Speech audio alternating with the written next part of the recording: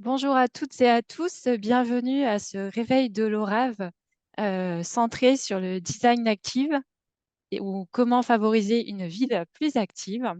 Je suis très heureuse de vous accueillir pour ce rendez-vous très matinal sur lequel nous parlons des thématiques de l'urbanisme et aussi des sujets d'actualité.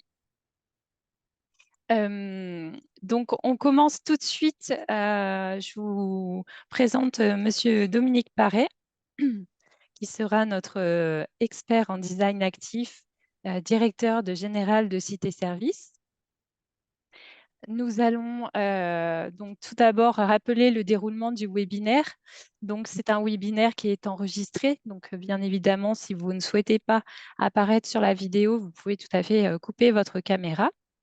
Les micros sont d'ores et déjà coupés, donc je vous demanderai de bien vouloir les laisser couper pour l'instant. Nous reviendrons ensuite, on pourra échanger sur la fin de vive voix si vous le souhaitez, avec les questions que vous auriez préalablement posées dans le chat. Et sachez que les documents qui sont présentés ici seront disponibles en ligne après. Juste une petite note par rapport à cette présentation. La méthodologie qui va vous être présentée par Cité Service est propre à Cité Service. Donc, on vous demandera, voilà, si vous avez des questions, des demandes ou des citations que vous souhaiteriez faire, de prendre contact directement avec Cité Service. Donc, en termes d'ordre du jour, Monsieur Paré va vous présenter donc, le design actif dans sa définition et sa méthodologie. Et on va également vous présenter ce qu'on avait mis dans l'invitation, la présentation des ateliers de pré-diagnostic. Et nous aurons le temps d'échanger ensuite à la fin de ce séminaire avec vos questions posées dans le chat. Donc, je vais laisser la main du coup à Monsieur Paré pour la présentation. Hop, Merci. je vous en prie. Bonjour à toutes et à tous. Alors, juste en complément, en ce qui concerne les collectivités, on n'a aucun souci à partager les infos. C'est juste si des bureaux d'études ou des cabinets d'architectes sont présents lors du webinar, je leur demanderai juste de se rapprocher de moi s'ils ont besoin d'exploiter certains éléments dans le cadre de collaborations ultérieures. Je vous ai préparé une petite présentation synthétique qui permet de poser ce qu'est le design actif, les grands enjeux associés. Et puis, je vous expliquerai comment, dans le cadre du partenariat avec l'agence, on vous propose d'animer des pré-diagnostics. On fait ça dans le cadre de la mission qui nous est confiée par la NCT, qui nous a demandé d'intervenir sur le programme Action Corps de Ville. Et du coup, ça nous a paru intelligent, en fait, avec l'agence, de pouvoir faire profiter les communes de votre territoire de cette méthodologie qui a été mise au point. Donc, je vais aller relativement vite sur la partie éléments de contexte, quel design actif, pour pouvoir consacrer du temps en fait aux échanges, dans la mesure où certains parmi vous étaient peut-être déjà présents lors de la conférence organisée par l'agence. Alors, déjà, tout d'abord, le design actif, alors c'est pas nouveau. On le découvre en France, notamment ça a été beaucoup impulsé par Paris 2024, qui dans le cadre des notions d'héritage et puis aussi des politiques publiques de santé qui y sont adossées, a beaucoup mis l'accent, notamment Tony Estanguet, et a monté des programmes en partenariat avec la NCT sur le sujet. Et le design actif, c'est quelque chose en fait qui est relativement ancien, et notamment au Canada et dans les pays scandinaves. Et ce qu'il faut retenir, c'est que, en gros, on casse tous les paradigmes de la pratique sportive. L'objectif, c'est de cibler les gens qui font pas de sport.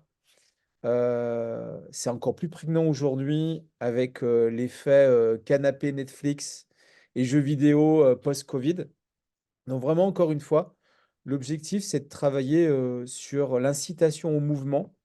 Donc on ne sera pas forcément dans de la pratique sportive très avancée, mais on va travailler sur 5 items principaux.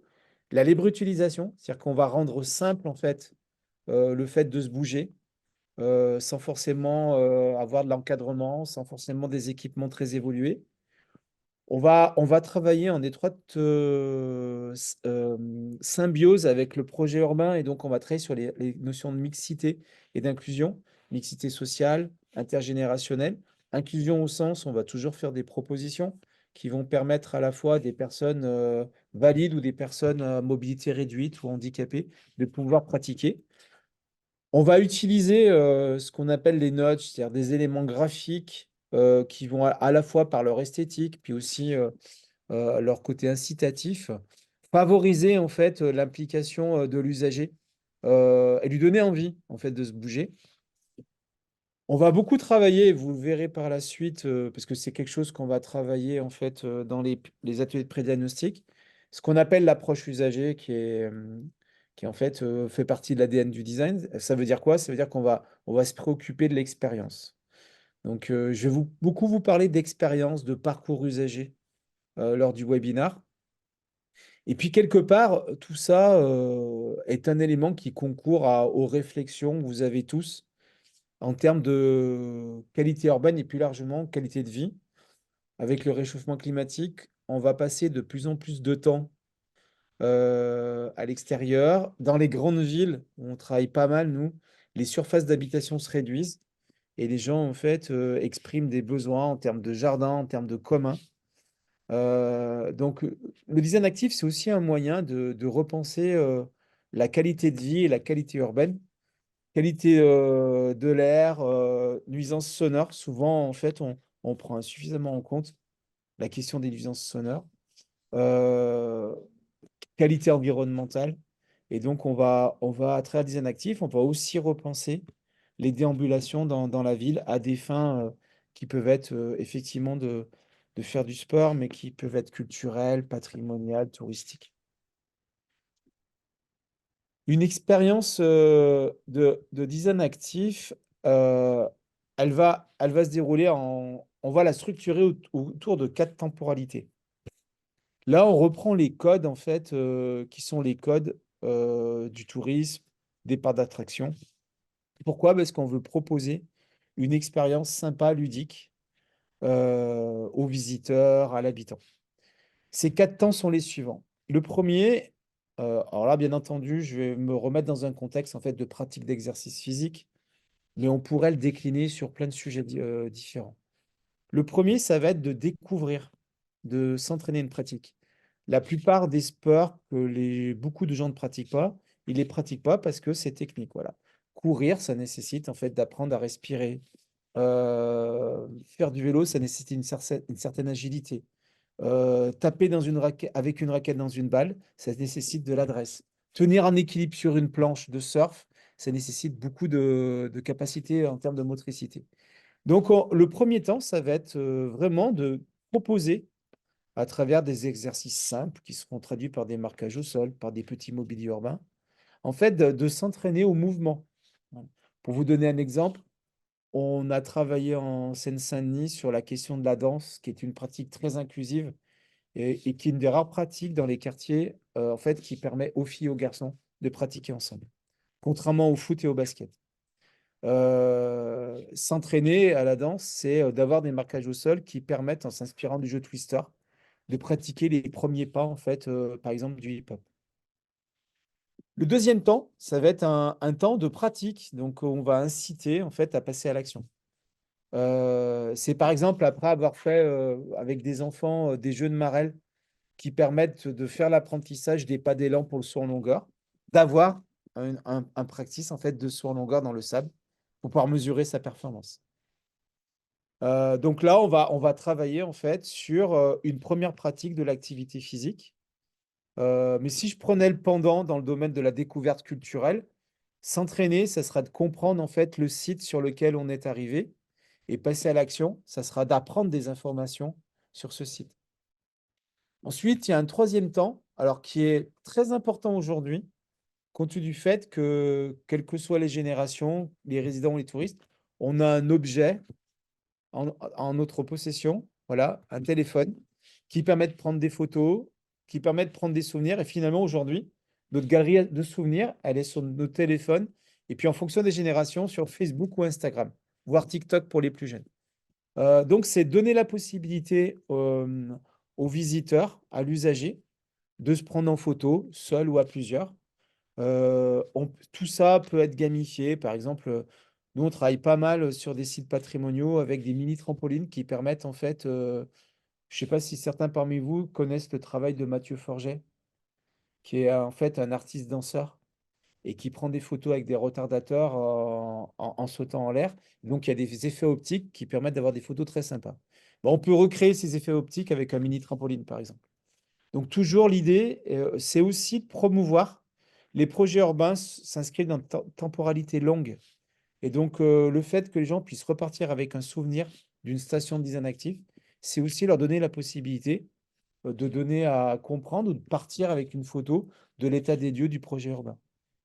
Et puis, le dernier temps, est souvent, alors de moins en moins, parce que les collectivités sont plus sensibles avec le vieillissement de la population à ces sujets, mais très longtemps, on a oublié que dans un parc, au-delà des aires de jeu pour les enfants, il fallait des bancs pour les grands-parents, pour éviter qu'ils restent debout à observer, à surveiller leurs petits-enfants.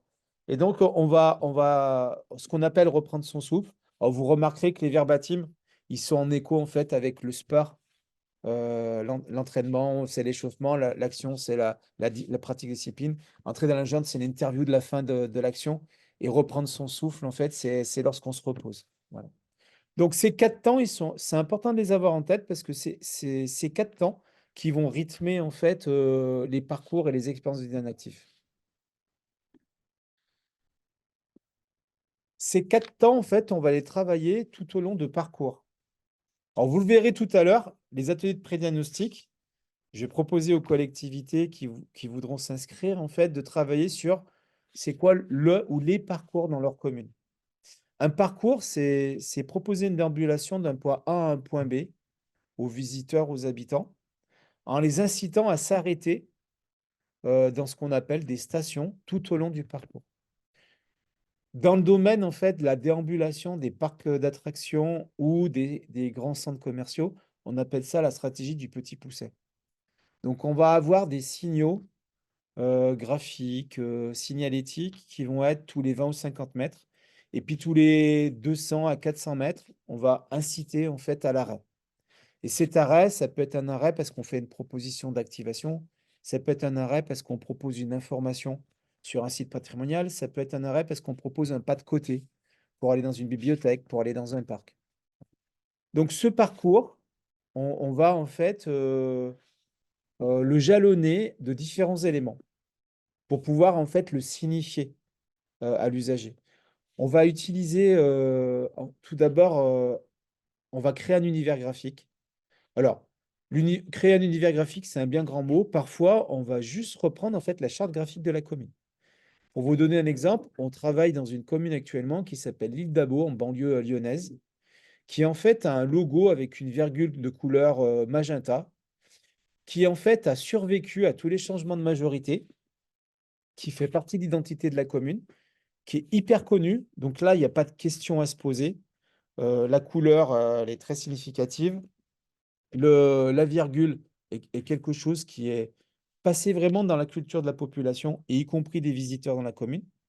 Donc, on va réexploiter en fait cette virgule pour jalonner de manière graphique le parcours.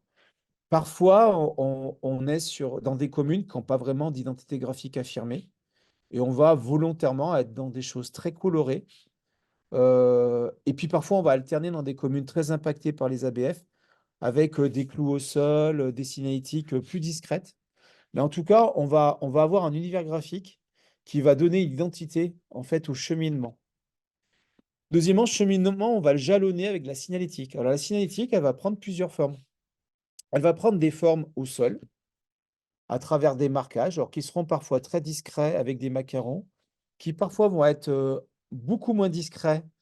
Tout le monde a vu probablement, je vous montrerai quelques exemples, le front de mer de Calais, où là c'est tout sauf discret en termes de signalétique. Ça dépend des contraintes, ça dépend des budgets. Il y a différentes techniques en fait. La cinétique, elle va pouvoir être plus traditionnelle sur des poteaux, sur les murs, à travers des panneaux. Et puis elle va aussi pouvoir être aérienne. Là, on travaille sur des projets dans le sud-ouest où en fait on est en bord de mer, où il y a énormément de fréquentation l'été.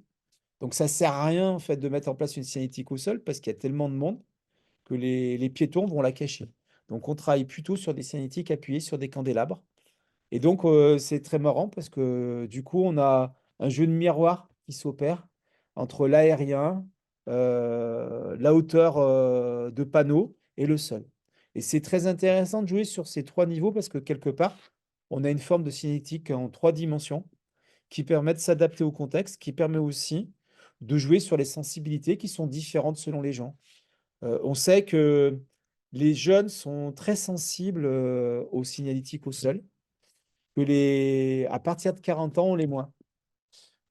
Pourquoi? Parce que culturellement, on a été moins habitués. Je dis on parce que je fais partie de ces gens-là. On a été moins habitués depuis tout petit, en fait, à ce type de signalétique, alors qu'aujourd'hui, les enfants, y compris dans les crèches, parfois, ils ont des signalétiques au sol. Euh, au- Aujourd'hui, les signalétiques aériennes, en fait, sont des choses plus récentes qui fonctionnent plus ou moins selon les lieux. Ça fonctionne très très bien dans les lieux en fait. Une ville comme Aix-en-Provence l'a beaucoup utilisé en faisant intervenir des artistes dans des rues piétonnes. Ça a très bien fonctionné. Ça a moins bien fonctionné dans des villes au nord de la France. Et puis pour finir, on va jalonner le parcours de mobilier ou d'objets, voire de fresques, qui seront des objets de destination. Autant la signalétique et les signaux graphiques, ils vont jalonner le parcours avec cette stratégie de plus ou moins d'intensité du petit pousset que j'évoquais. Les mobiliers ou les objets urbains, ils vont inciter à faire quelque chose. Et on va travailler sur trois grandes fonctions. Sur la fonction, en fait, se poser, où là, l'objectif, c'est de s'asseoir avec plus ou moins d'activité, mais c'est de se poser. S'activer, donc là, on va inciter à sauter vers le haut, vers l'avant, vers l'arrière, de courir, de lancer, etc. Et puis, parfois, juste d'observer. Voilà. Euh, Souvent, en fait, c'est dommage. Souvent, il y a beaucoup de communes qui ont des programmes de street art très intéressants. Elles oublient qu'une chose, c'est le petit théâtre de verdure. Alors, quand je dis théâtre de verdure, c'est peut-être trois marches d'escalier sur lesquelles on peut s'asseoir pour observer. Le petit banc, le petit socle, on peut poser le téléphone pour se prendre en photo devant. Voilà. Le petit objet urbain qui permet en fait de mieux profiter, de mieux observer ce qui a été posé dans l'espace public. Pour pouvoir travailler la charte graphique, Du coup, on Monsieur va- Paré, juste pour vous signaler qu'il est 9h20, si vous voulez passer du coup à la suite. ouais, ouais, vous inquiétez pas. Juste pour vous dire qu'en fait, le travail sur une charte graphique, ça répond à un certain nombre d'items en fait à travailler. On va analyser les contraintes, on va travailler sur l'identité existante ou à construire, et on va faire ce qu'on appelle une étude des usages, c'est qu'on va observer comment les gens y réagissent aux signaux graphiques dans l'espace public. Euh, la signalétique, comme je vous le disais, elle va s'articuler entre des marquages au sol et des objets directionnels qui sont à des hauteurs variables.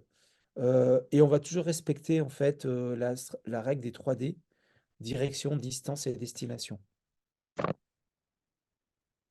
Euh, Je ne sais pas si vous aviez du coup les exemples à montrer en J'y arrive, j'y visuel. arrive, j'y arrive, j'y arrive, j'y arrive. D'accord, très bien. Euh, pour les mobiliers, alors j'insiste parce que souvent le design actif est réduit à une question qui relève en fait, de l'activité physique. Mais ces principes, en fait, on peut les utiliser pour valoriser son patrimoine, pour valoriser en fait ses objets culturels, valoriser ses politiques environnementales aussi, créer des parcours qui permettent de déambuler à l'écart des voitures, à l'écart des nuisances sonores. C'est aussi très intéressant à travailler. Et puis, c'est aussi la possibilité de créer du lien social. Vous l'avez compris, le design actif peut intervenir dans des champs d'application et mobiliser des leviers d'action publique très variés.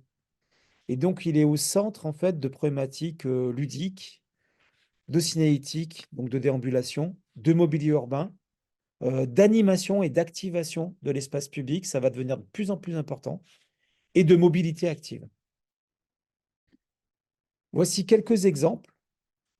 où là, vous allez avoir des choses très variées qui font appel en fait à une végétalisation de l'espace public, à des terrains multisports, mais qui servent de prétexte à de l'inclusion, notamment, je pense, le deuxième exemple, où vous voyez que vous avez à la fois en fait des damiers et des practices en fait donc du coup on va avoir de l'intergénérationnel.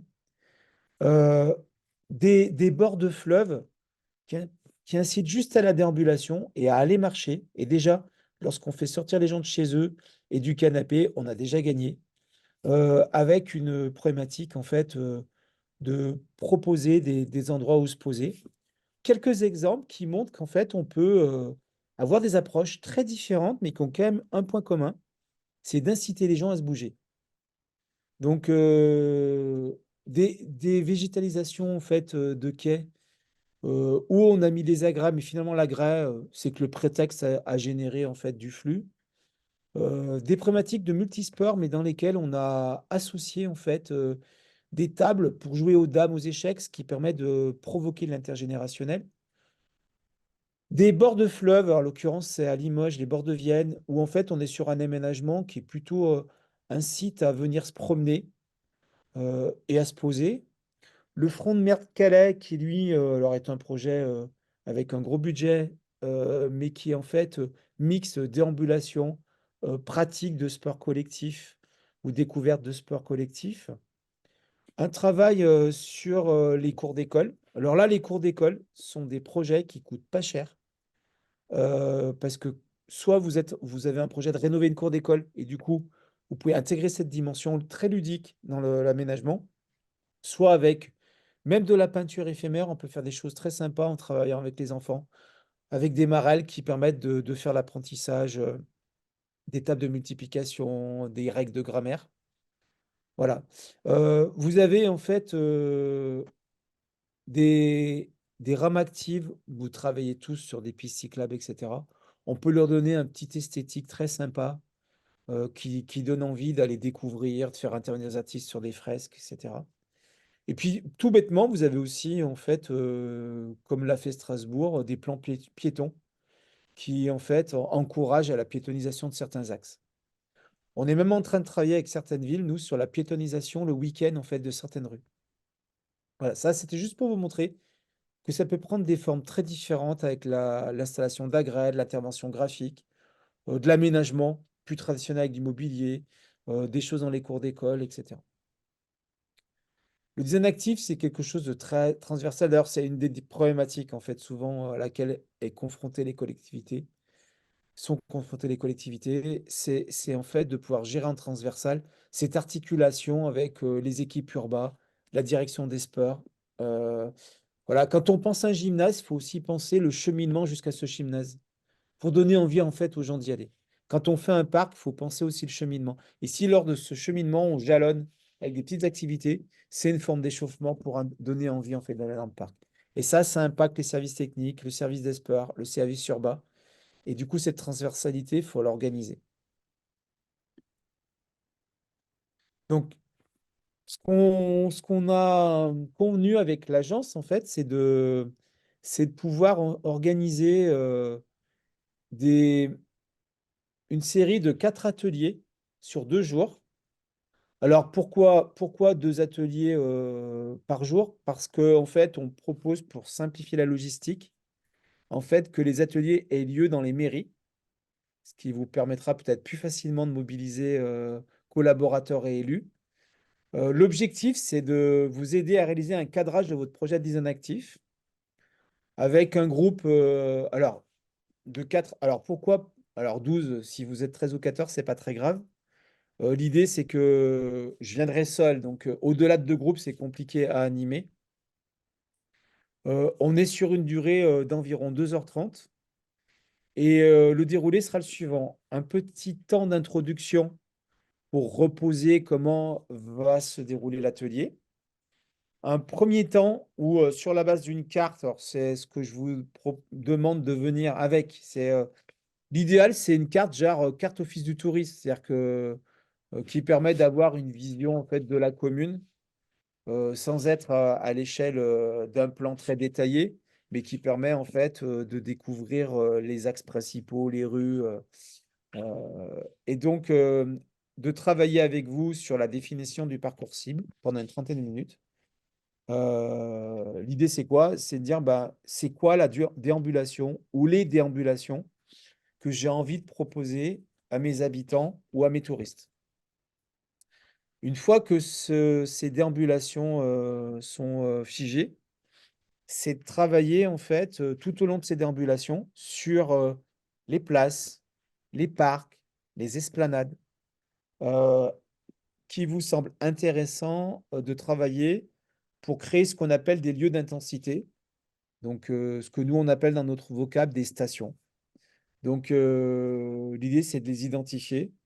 Donc parfois il peut y avoir des parcours un peu plus patrimoniaux, un peu plus touristiques, un peu plus commerciaux. L'idée, c'est de ne pas aller au-delà de 4 ou 8 stations pour après pouvoir prendre le temps de travailler sur les fonctions qui seront proposées sur chacune des stations. Donc là, je vous aiderai en fait à travers certains critères à auto-évaluer en fait les sites. C'est pas parce qu'un site a un intérêt patrimonial qu'il doit obligatoirement faire l'objet d'une intensité. Il peut parfois, le long du parcours, faire l'objet d'un panneau d'information qui propose un pas de côté en disant église Trucmuche à 2 minutes. Voilà.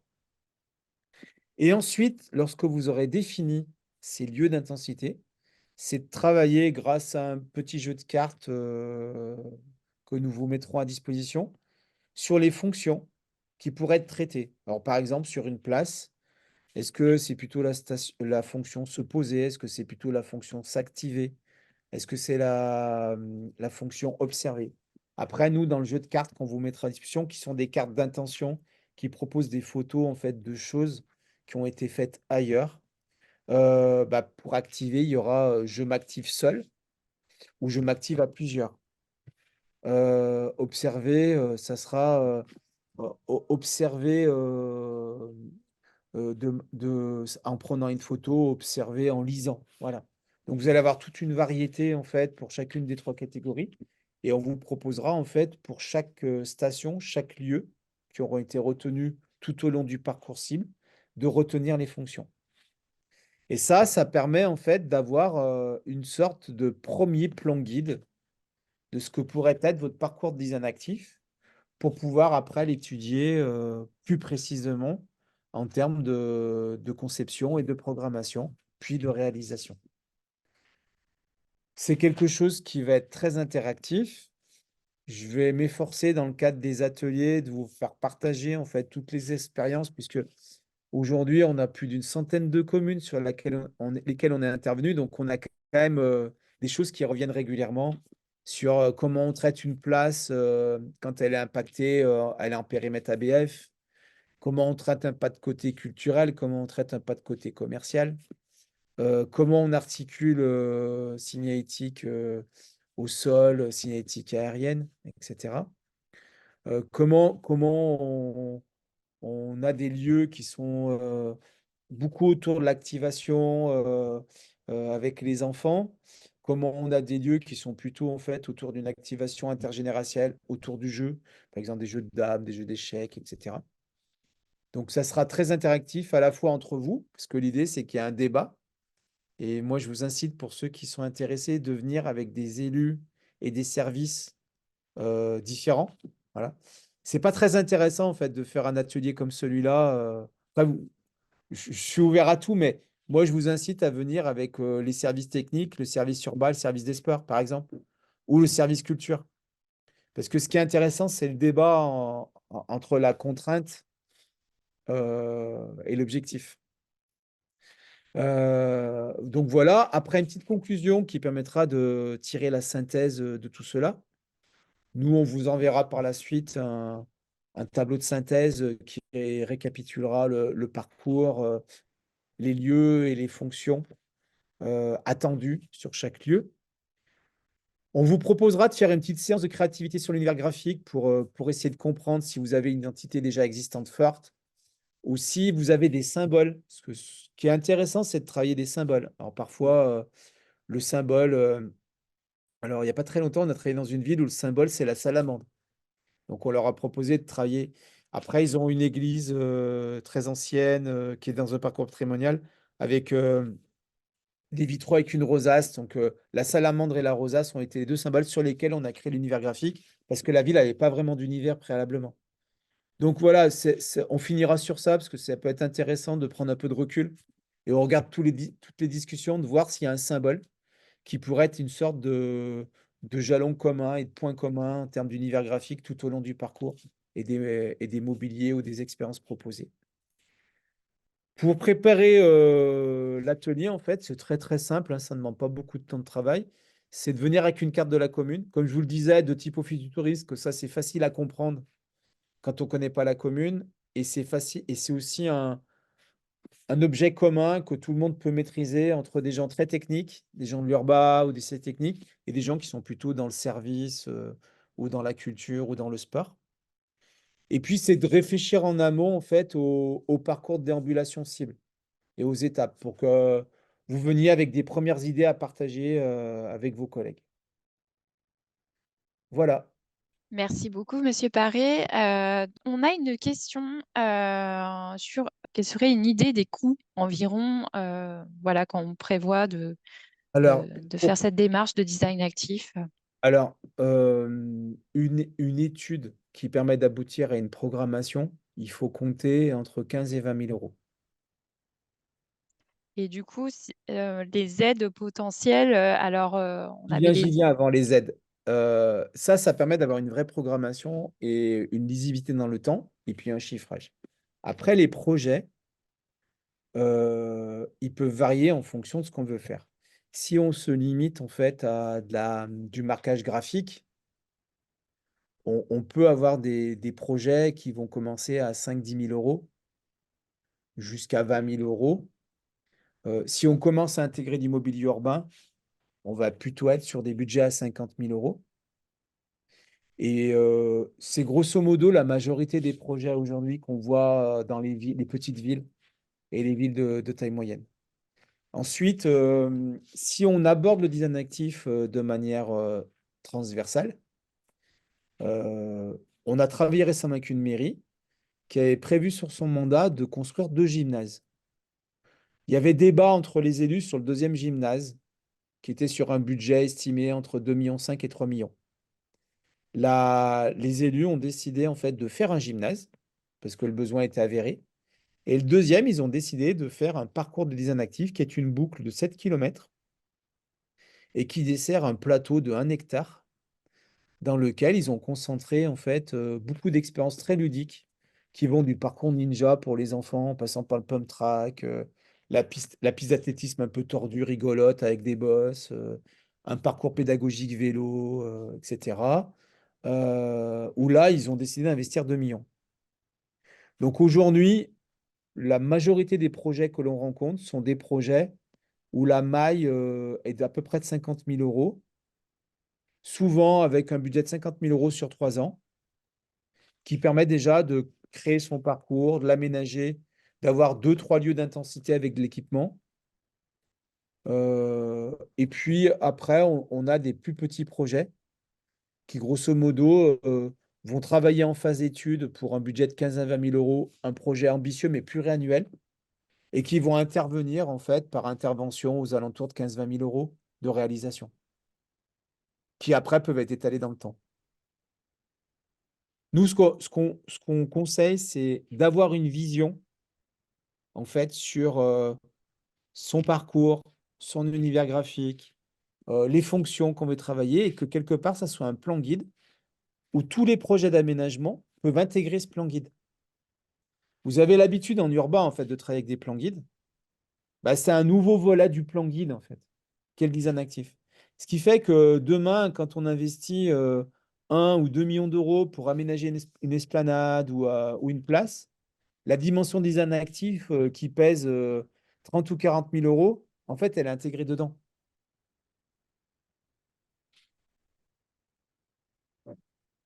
Très bien. Alors, merci beaucoup. On a une question Alors pour sur... les financements, excusez-moi, parce que du Oui, coup, j'ai pas.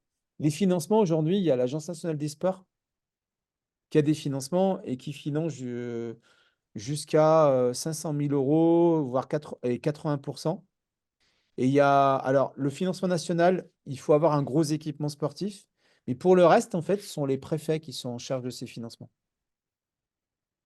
De la même manière, si vous voulez faire intervenir, en fait, un artiste pour faire une fresque, vous pouvez vous faire financer par la DRAC.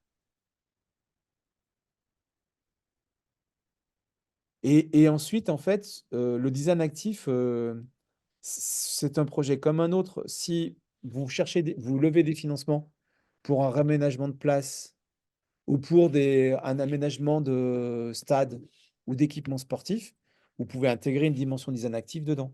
Quand vous touchez des financements pour rénover vos voiries ou refaire les trottoirs dans une rue, vous pouvez intégrer design actif dedans. Il ne faut pas le voir comme quelque chose à part, en fait. D'où l'intérêt d'avoir ce plan guide en amont. Mm. Et des éléments de programmation avec des budgets, ce qui fait que vous pouvez les intégrer facilement dans des projets d'aménagement. Ok, d'où l'intérêt effectivement de participer à cet atelier qu'on vous propose. L'atelier vous donnera une idée, en fait, si vous êtes juste dans des interventions marginales que vous pouvez gérer sans études approfondies, ou s'il y a un intérêt de faire une étude. Du coup, les conditions d'accès à l'atelier, une personne me demande si c'est forcément commune PVD ou ACV et s'il y avait un coût. Alors, du coup, l'atelier qu'on vous propose là, en termes de prédiagnostic, hein, pour donner une première vue de cette démarche, c'est un atelier qui est proposé par Dominique Paré à titre gratuit. Donc, voilà, avec l'ORAV. Je ne sais pas si, du coup, on privilégie PVD, ACV ou pas du tout. Alors, nous, On dans n'avait le pas cadre de prévu. l'Action Corps de Ville, alors de mémoire, en fait, il n'y a pas beaucoup de communes Action Corps de Ville, il n'y a Mm. qu'Avignon sur Oui. votre territoire. Voilà. Donc, il y a un canal qui est ouvert via le contrat qu'on a avec la NCT. Donc, les villes peuvent s'inscrire pour bénéficier de deux ateliers, en l'occurrence, là. Mais pour nous, en fait, il n'y a pas de discrimination. C'est-à-dire que n'importe quelle commune peut participer. C'est juste qu'en fait, sur 2 jours, pour faciliter la logistique au niveau des communes, il y a 4 places. Voilà. Mais sinon, il n'y a pas de spécificité. Action Cours de Ville, c'est un programme ANCT très particulier dans lequel il y a le design actif qui a été intégré. Petite ville de demain, en fait, n'est pas éligible. Donc, c'est vrai que typiquement, pour ces prédiagnostics, ça serait mieux qu'Avignon soit pas dans les 4, parce qu'Avignon a droit, par ailleurs, à des ateliers au titre de la NCT. Donc, Oui, c'est le cas aussi du coup pour Carpentras et Cavaillon qui aussi font partie de ACV et qui peuvent du coup rentrer dans un autre par contre, cadre il faut d'atelier. qu'il se dépêche parce que, en fait, ça fait 2 ans que le programme dure. J'ai accepté qu'on le prolonge jusqu'à fin mars, mais après, ça s'arrête. Voilà. Donc merci pour votre participation à ce réveil de l'ORAV. Naturellement, on vous envoie toutes les informations. On fera un petit montage pour que vous puissiez avoir accès voilà, aux différents documents avec, voilà, en mode replay. Merci beaucoup, Monsieur Paré, pour Au votre revoir. témoignage et votre participation. Merci à toutes et à tous et à très bientôt.